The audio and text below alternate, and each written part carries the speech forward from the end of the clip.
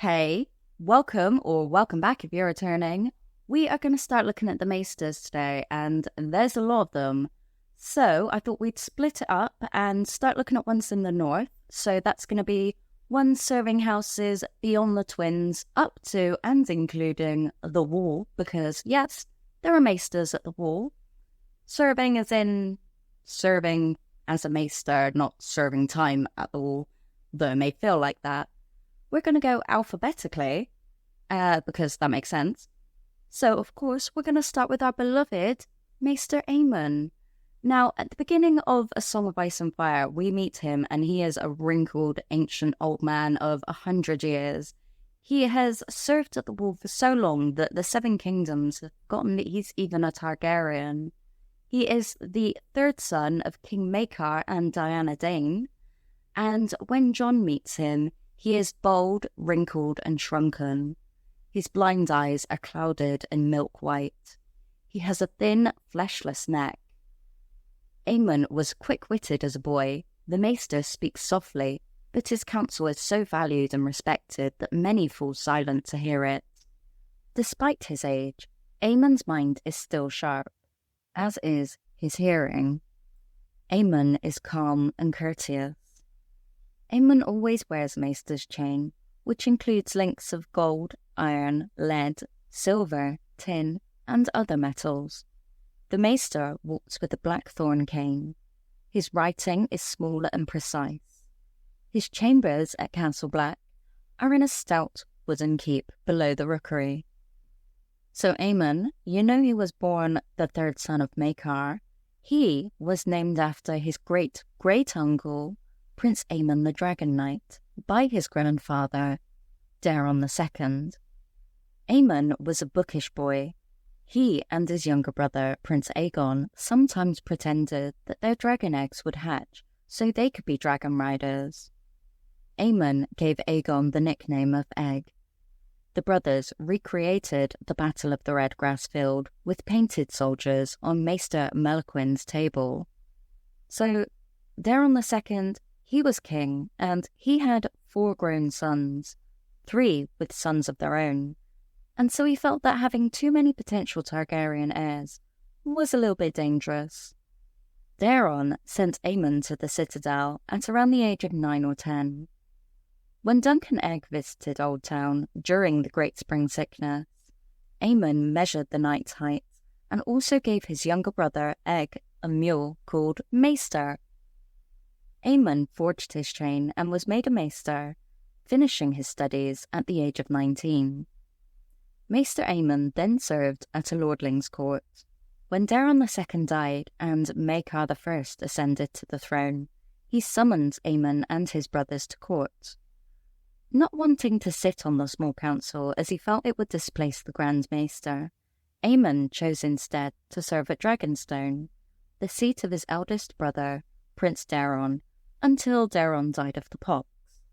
A great council was called in 233 AC after Maekar's death in the Peak Uprising. Since Prince Aegon was considered by some lords to be half a peasant, it was suggested that Aemon could be released from his sworn vows and thereby succeed his late father. Aemon quietly refused, however, ceding the rule to his younger brother, who became Aegon V.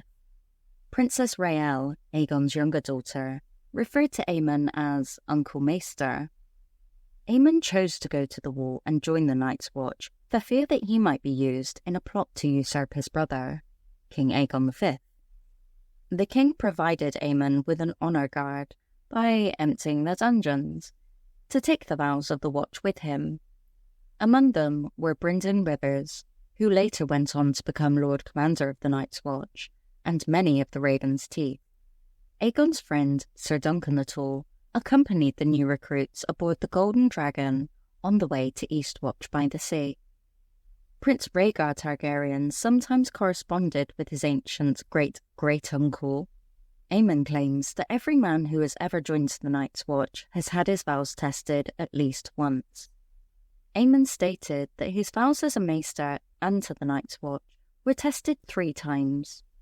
When he was a boy, as an adult, when he was offered the crown after his father's death, And when he had grown old, the hardest time was the last, hearing about the destruction of House Targaryen and the death and exile of his family during Robert's rebellion. Aemon cut away Garrett's ears after he lost them to frostbite. And before he lost his sight, Aemon used a far eye from Myr to study the stars. Clydas and Chet are stewards at the wall who aid Aemon in his duties. In A Game of Thrones, Maester Aemon is present at the feast at Castle Black when Jeor Mormont, the Lord Commander of the Night's Watch, welcomes Tyrion Lannister to the wall. Aemon recognises the intelligence of Tyrion and describes him as a giant come among us, rendering Tyrion, a dwarf, uncharacteristically speechless. Jon Snow, one of the new recruits, assists Aemon with the ravens as part of his training. The Maester later aids Jon in helping his new friend, Samwell Tarly, become a steward of the Night's Watch, fearing for the boy's safety if he was to remain a recruit under the brutal training of Sir Alliser Thorne. Bowen Marsh, the first steward, reassigns Chet to the kennels so that Sam can aid Aemon. After Jon saves Lord Commander Mormont from the Wight of Othor, Aemon provides milk of the poppy to the wounded steward. Aemon sends messages to Pycelle in King's Landing, but the Grand Maester does not reply. Rude.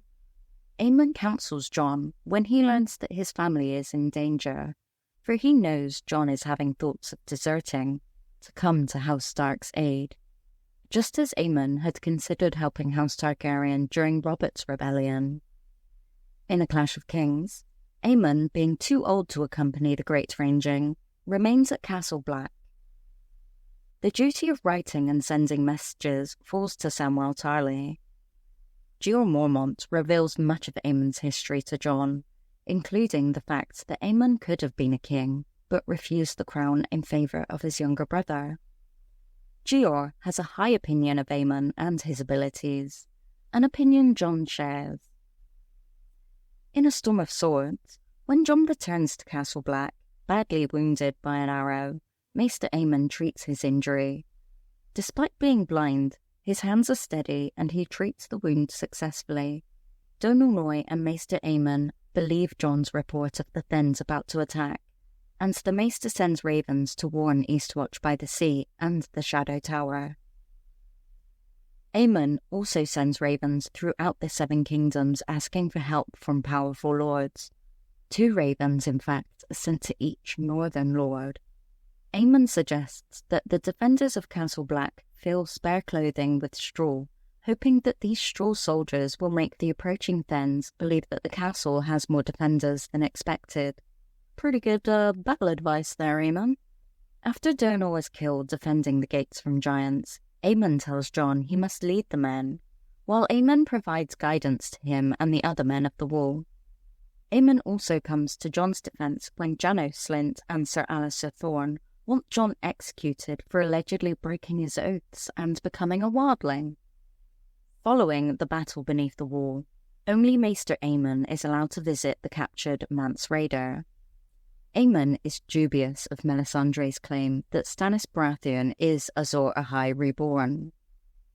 You remember? Aemon's like, yeah, but what did you feel from it? Because he doesn't see it, but he can feel no warmth from it. Anyway, Aemon, Sam and Clydas help sort the tokens during the selection of the new Lord Commander. Jon Snow is eventually chosen by the assembled brothers. In A Feast for Crows, Aemon visits the captive Val and checks on the health of the babes of the wildlings Gilly and Dalla. Aemon has Samwell Tarly find Jade Compendium in the library of Castle Black. Aemon agrees with the suggestion of Lord Commander Snow to send him to Old Town with Sam and Gilly, carrying Mance Rayder's infant, wildling prince, to remove all royal blood from Melisandre's grasp. Jon fears that Melisandre might kill Aemon for his king's blood to use in a spell. The sea voyage on the Blackbird is hard for the old man. Sam struggles to tell Aemon what to do, leaving him out on the deck in the rain for too long, whilst he is lost in his reminiscences. the Maester is bedridden and near death when arriving at Braavos. Aemon has fever dreams of being young and in the company of his late brother, King Aegon V, whom he called Egg, and also recalls the Quillen Tankard in Old Town. Sam hires a healer from the House of the Red Hands, but the man is unable to help Aemon recover. Aemon, upon hearing of Daenerys Targaryen and her dragons, is convinced that she is the prince that was promised, understanding that the High Valyrian word for prince is gender-neutral and that dragons change sex, per the writing of Septim Barth. He curses his age, gutted that he is too old and feeble to seek her out to help with counsel and dragon lore, which is a fourth testing of his dual vows. Nevertheless, hearing of the dragons strengthens Aemon enough to find that he is able to board the Summer Islander ship, Cinnamon Wind, to journey to Old Town. Aemon, however, dies on this voyage, and he dies in his sleep at the age of 102, just off the coast of Dorne. Targaryens are customarily cremated, but since the Cinnamon Wind's captain, Cahuru Mo, will not allow a pirate aboard his ship, Aemon's body is stored in a cask of blackbelly rum until they can reach Old Town. At the funeral aboard the ship, Sam speaks a eulogy for Aemon, which we will get to, and the Summer Islanders drink rum and make love to celebrate his life. Gilly decides to name the child of Mance and Dalla in honour of the Maester, saying that the boy will be called Aemon Battleborn or Aemon Stillsong once he turns 2. Once at Old Town, Sam informs Archmaester Marwyn of Aemon's passing and of Aemon's intention to help Daenerys. Marwyn immediately leaves the Ravenry to travel to Daenerys in Slaver's Bay, possibly going back on the ship, the Cinnamon Wind, and maybe taking Aemon's body back with him. Was it unloaded? We don't know. Anyway, some quotes by Aemon. One that he has said to Jon Snow: "Knowledge is a weapon, Jon. Arm yourself well before you ride forth to battle." Another he has said to Jon Snow: "What is honour compared to a woman's love? What is duty against the feel of a newborn son in your arms, or the memory of a brother's smile? Wind and words, winged and words. We are only human, and the gods have fashioned us for love. That is our great glory, and our great tragedy." One more, because we're so cheery, which he has said to Jon: "I often spent half the night with ghosts, remembering 50 years past, as if they were yesterday." And finally, one more quote from Aemon: "It is hard to be so old, and harder still to be so blind. I miss the sun, and books. I miss books most of all." Another quote that is from him, and it's quite significant because I guess it could link to when House of the Dragon with everyone having fucking dragon dreams. Sam says to Aemon, "The last dragon died before you were born. How could you remember them?" And Aemon says, "I see them in my dreams, Sam. I see a red star bleeding in the sky. I still remember red. I see their shadows on the snow, hear the crack of leathern wings, feel their hot breath. My brothers dreamed of dragons too, and their dreams killed them, every one. Sam, we tremble on the cusp of half-remembered prophecies, of wonders and terrors that no man now living could hope to comprehend." And we're going to circle back to Sam's eulogy for Aemon, which we'll close this section with. "He was a good man. No, he was a great man. A maester of the citadel, chained and sworn, and a sworn brother of the Night's Watch, ever faithful. When he was born, they named him for a hero who died too young. But though he lived a long, long time, his own life was no less heroic. No man was wiser, or gentler, or kinder. At the wall, a dozen Lord Commander came and went during his years of service, but he was always there to counsel them.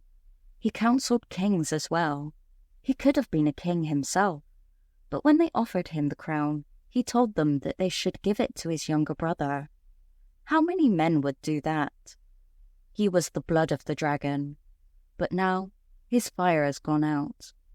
He was Aemon Targaryen, and now his watch is ended. I do love Maester Aemon. Right, next we are also at the wall and we are looking at Maester Harmune. He is in service to the Night's Watch at Eastwatch by the Sea. He is usually drunk and has read and written the correspondence for Cotter Pike, the illiterate commander of Eastwatch, for years. He accompanies Cotter Pike when he sails from Eastwatch with 11 ships to rescue the free folk at Hardhome. From the warship Talon, he sends Jon Snow word that most of the ships are lost and that he, Cotter, and most of the crew are stranded and that they need rescue. His report mentions that the living dead are all over the area. So remember earlier I said that he is usually drunk? Well, one of the quotes we have about him from Jon Snow to Samwell Tarly is that Maester Mullin at the Shadow Tower is more a fighter than a scholar, and Maester Harmune of Eastwatch is drunk more than he's sober. So I guess he's got a reputation. Next, we are going to look at Maester Luwin, another well-known one who serves at Winterfell, or I guess how far along you are in the story, he's served at Winterfell.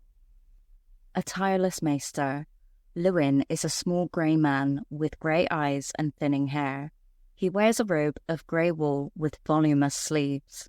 In the sleeves are sewn pockets, from which Luwin is always drawing things. His maester's collar is a simple choker. He often tugs at the chain around his neck when he is uncomfortable. His turret at Winterfell is always so cluttered that it seems to Bran Stark a wonder that Luwin ever finds anything. Also, he owns a bronze far eye from Myr, which is a telescope. Luwin is one of the few maesters who have bothered to earn a Valyrian steel link, which signifies the study of higher mysteries.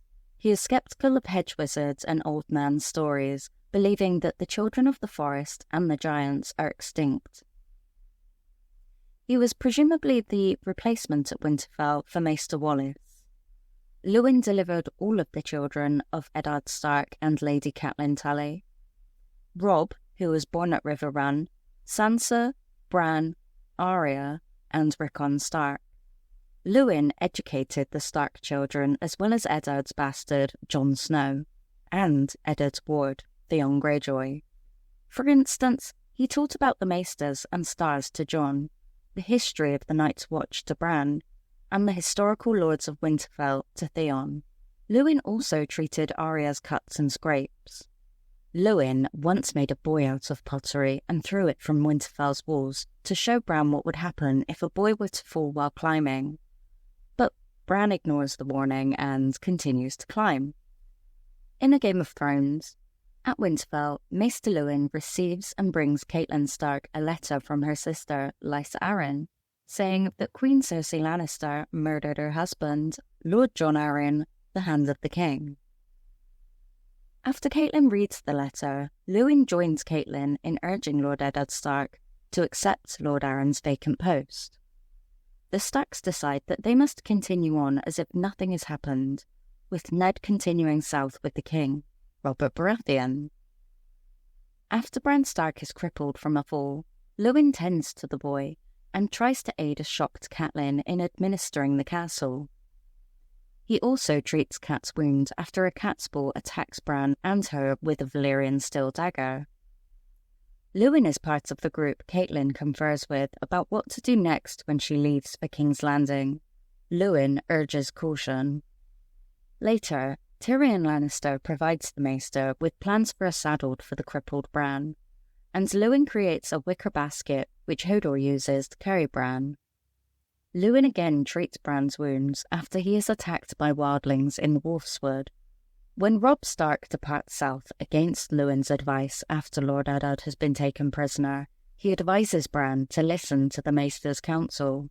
Once Catelyn reaches White Harbour during her return to the north, Cat sends Sir Roderick Cassel back to Winterfell to serve as Castellan and help govern with Luwin.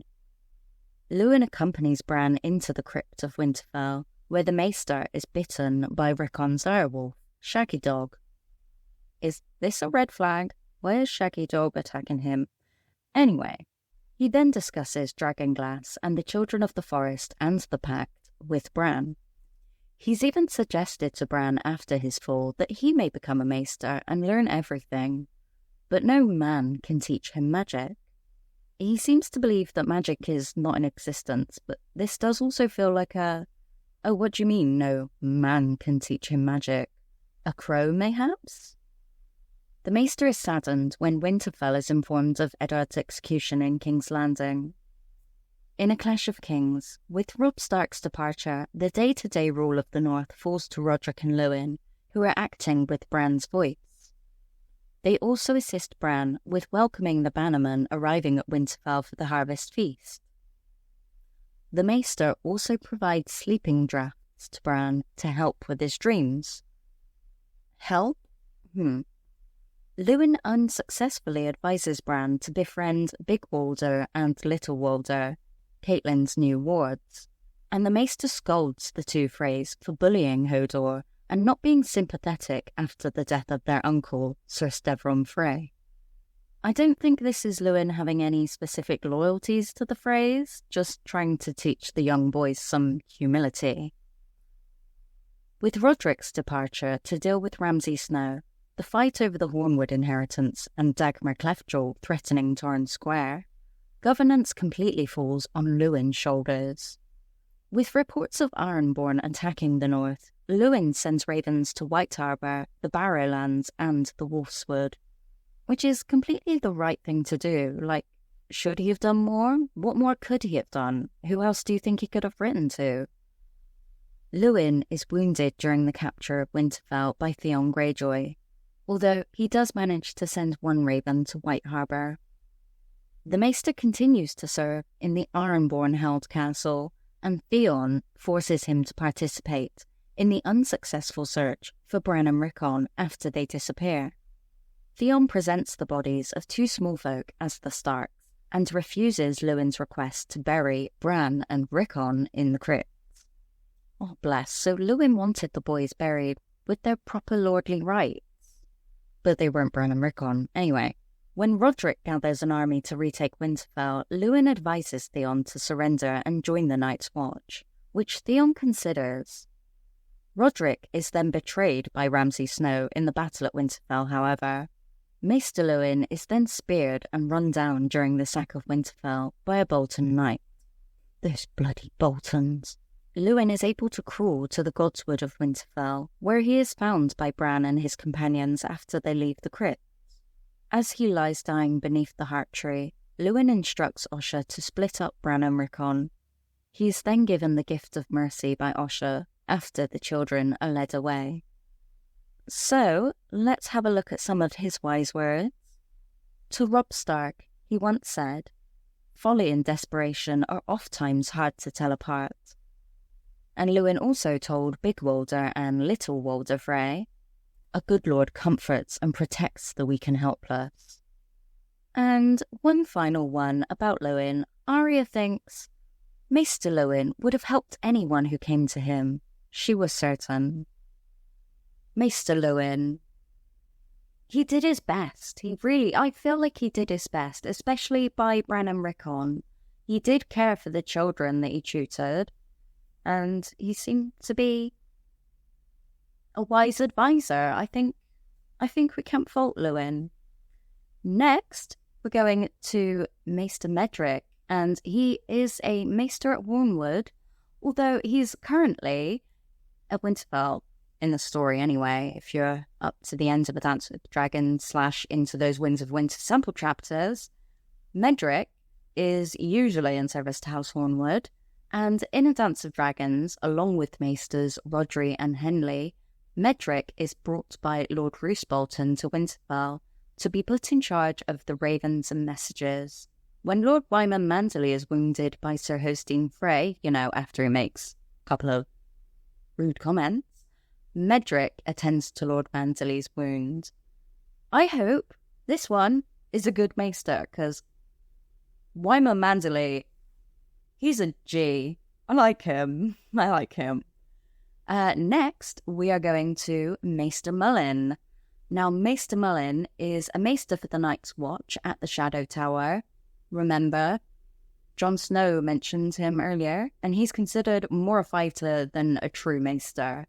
Mullin was Maester at the Shadow Tower when Mance Rayder was stationed there, back in the old days when he was a member of the Night's Watch. When Mance was wounded by a shadow cat while ranging beyond the wall, his fellow rangers took him to a nearby wildling village for treatment because they feared Mance would die before they could get him back to Mullin. In a storm of swords at the Shadow Tower, Maester Mullin tends to the wounds of Bowen Marsh after the fight at the Bridge of Skulls. Next, we're going to go to Maester Rodry. Now, Rodry is usually a Maester in the service to House Serwyn, although he's been brought up to Winterfell as well at the end of the Dance with Dragons by Roose Bolton, also, to be put in charge of the Ravens. He brings Roose Bolton the report that Stannis' army is 3 days' ride from Winterfell. So he's involved in sending some messages. Pink letter. Nah. Maester Tybald is in service to the Dreadfort normally, but he's currently with Arnulf Karstark at the Crofters village near Winterfell. Where Stannis is. If you've read the Winds of Winter chapters, sample chapters, I do have a reading on my channel as well. So, Tybald is red-haired and brown-shouldered, and he has close-set eyes. He wears a heavy bearskin pelt over his grey robes. Arnulf Karstark brings Tybald with him when he joins Stannis Baratheon's host to tend to the ravens and the wounded. Upon learning that House Karstark plans treachery, Stannis has Tybald brought before him in the Crofters village, in that sample chapter, because Stannis knows that he is the Maester of the Dreadfort, not Carhold.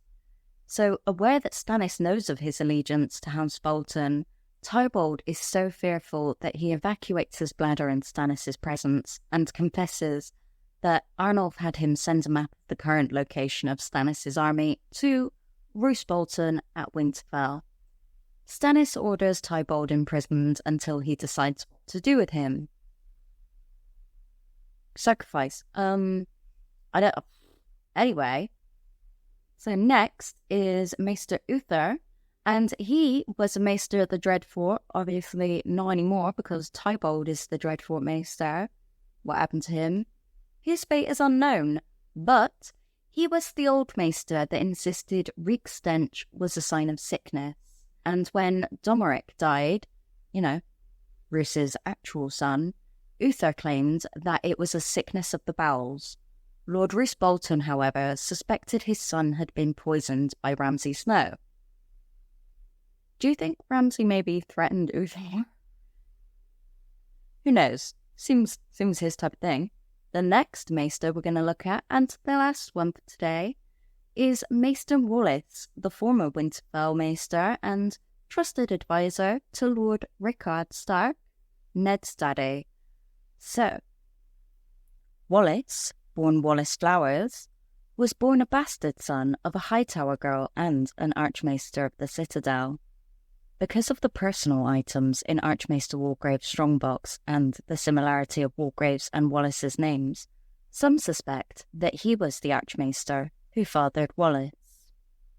After forging his chain, he served at Winterfell when Lord Rickard Stark was head of House Stark. Lady Barbary Dustin believes that Wallace instigated Lord Rickard Stark's southern ambitions, including the marriage of his son, Brandon, to Catelyn Tully, the daughter of the Lord Paramount of the Trident. The Lady Barbary Dustin is quoted as saying to Theon Greyjoy, "Once he forged his chain, his secret father and his friends wasted no time dispatching him to Winterfell to fill Lord Rickard's ears with poisoned words as sweet as honey. The Tully marriage was his notion, never doubt it." So what did you make of those Maesters of the North? I think some of them are definitely very honourable men and have served the best they can, advised the best they can, and really have cared for the families that they're serving. Others definitely have the potential to do a little bit of stirring. Who do you think might have written that pink letter as well? Do you think any of those maesters were involved? You let me know. Did I forget anyone as well? Let me know. Who's your favourite? Let me know. Is it Luwin or Aemon? Because I think it's between those two out of this lot. Yeah. Don't forget to like, subscribe, turn on your notifications, have a good day, be good. If you can't be good, be smart. That'll be all. Cheerio. Despite his age, Aemon's mind is still sharp, as is his hearing. As is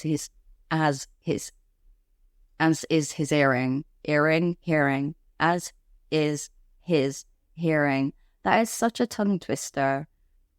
Despite his age, Aemon's mind is still sharp and his ears still work, because I can't say as is his hearing